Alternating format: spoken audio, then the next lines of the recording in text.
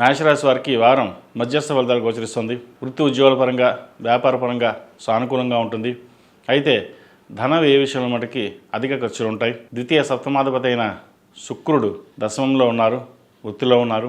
సినీ కళా రంగాల వారికి, చార్టెడ్ అకౌంట్స్, సాఫ్ట్వేర్ రంగంలో ఉన్న వారికి, రియల్ ఎస్టేట్ రంగంలో ఉన్న వారికి కాలం అనుకూలంగా ఉంటుంది. కష్టే ఫలి అన్నారు పెద్దలు, కష్టాలు ప్రతిఫలం లభిస్తుంది. అదేవిధంగా వ్యయంలో శని ఉన్నారు, ఏళ్ళ శని నడుస్తుంది. ఈ వారం వీరికి అంత అనుకూలంగా లేదు. ప్రతి పని నిదానంగా పూర్తవుతుంది. అయితే ఇక్కడ నిదానంగా పూర్తయిన ఫలితాలు మటుకి సత్ఫలితాలను ఇస్తాయి. మీ కష్టాన్ని తగిన ప్రతిఫలం ఉంటుంది. మీరు ఎంత కష్టపడితే అంత ప్రతిఫలం ఉంటుంది, లేకపోతే నిదానంగానే ఉంటుంది. మనకి వృత్తిరీత్యా, వ్యాపారరీత్యా అన్నీ బాగున్నా కూడా ఏదైనా ఒక కార్యక్రమం తలపెట్టినప్పుడు మధ్యలో ఆపడం, లేదంటే ఆ తర్వాత చూద్దాం, ఏదో మధ్యలో ఇంకొక పని రావడం, ఇలా జరుగుతుంటాయి. ఎన్ని పనులు వచ్చినా ఏదైనా ఒక పని పూర్తి చేయాలి అన్నప్పుడు సంకల్ప బలంతో ముందుకు వెళ్ళాలి. సప్తమాధిపతి శుక్రుడు దశమంలో ఉన్నారు. విదేశీయానం కానీ, పుణ్యక్షేత్రాలు కానీ, దైవ దర్శనాలు, విహారయాత్రలు చేసే అవకాశం గోచరిస్తోంది. అదేవిధంగా ద్వితీయాధిపతి అయిన శుక్రుడు కూడా దశమంలో ఉన్నారు. రావాల్సిన బెనిఫిట్స్ కావచ్చు, ఉద్యోగపరంగా ప్రమోషన్స్ వచ్చే అవకాశం లేకపోలేదు. ముఖ్యంగా ప్రభుత్వ ఉద్యోగస్తులకు చాలా అనుకూలంగా ఉందని చెప్పచ్చు. ఏ పని చేసినా 1-2 సార్లు ఆలోచించి నిర్ణయాలు తీసుకోవాలి.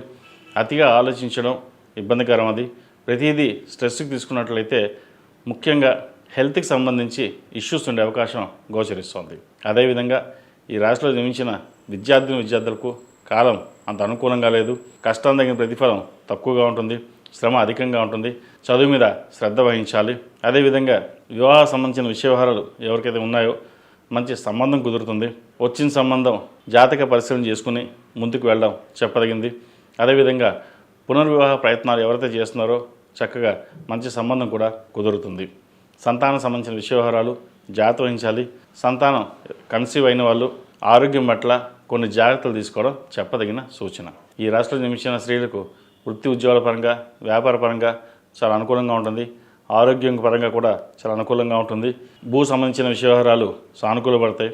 ముఖ్యంగా రియల్ ఎస్టేట్ రంగంలో ఉన్న వారికి, సాఫ్ట్వేర్ రంగంలో ఉన్న వారికి, సినీ కళా రంగంలో ఉన్న వారికి, అదేవిధంగా బ్యూటిషియన్, కాస్మెటిక్స్, అడ్మినిస్ట్రేషన్, టీచింగ్ ఫీల్డ్లో ఉన్న వారికి చాలా అనుకూలంగా ఉందని చెప్పచ్చు. ప్రభుత్వ ఉద్యోగం కోసం ప్రయత్నం చేస్తున్న వారికి చక్కగా ప్రిపరేషన్స్ అవ్వండి. సివిల్ సర్వీసెస్ కోసం మీరు చాలా కష్టపడుతుంటారు. అయితే కష్టాన్ని తగిన ప్రతిఫలం లభించట్లేదే అన్న భావన కూడా ఉంటుంది. అవన్నీ పక్కన పెట్టి మీరు ఏదైతే సాధించాలనుకుంటున్నారో మనస్సంకల్ప సిద్ధిరస్తు అన్నట్టుగా మన సంకల్పానికి ఎంత గట్టిగా ఉంటే ఫలితం అంత గట్టిగా ఉంటుంది. కాబట్టి ఫలితాలు బాగున్నాయి, మీ పని మీరు చేయండి. తద్వారా పరమేశ్వరుడు అనుగ్రహం మీకు లభిస్తుంది. ఈ రాశి వారికి ఏలినాటి శని నడుస్తుంది. 8 శనివారాలు శనికి తైలాభిషేకం చేయడం, కాలభైరవ రూపం మెడలో వేసుకోవడం చెప్పదగినది. విద్యార్థులు దక్షిణామూర్తి రూపుని మెడలో వేసుకోవడం చెప్పదగినది. వసంత పంచమి 23వ తారీఖు నాడు చక్కగా ఆ రోజున సరస్వతి పూజ చేసుకోవడం, సరస్వతి హోమం చేయించడం చెప్పదగిన సూచన. ఈ రాశిలో జన్మించిన వారికి కలిసి వచ్చే సంఖ్య 2, కలిసి వచ్చే రంగు స్కై బ్లూ. ఏదైనా పని మీద బయటకు వెళ్ళేప్పుడు సోమవారం కానీ గురువారం అడిగిన వెళ్ళండి, మంచి ఫలితాలు సంప్రాప్తిస్తాయి. ఈ పూజస్టోర్.in పసుపు కుంకుమ నుంచి దేవతా విగ్రహాల దాకా అన్ని రకాల పూజలు, వ్రతాలు, గృహప్రవేశం, హోమాది శుభకార్యాలకు కావాల్సిన పూజా సామాగ్రి అంతా ఒక్కొక్క క్లిక్ తోనే మీ ఇంటి వద్దనే పొందండి. ఈ పూజస్టోర్.in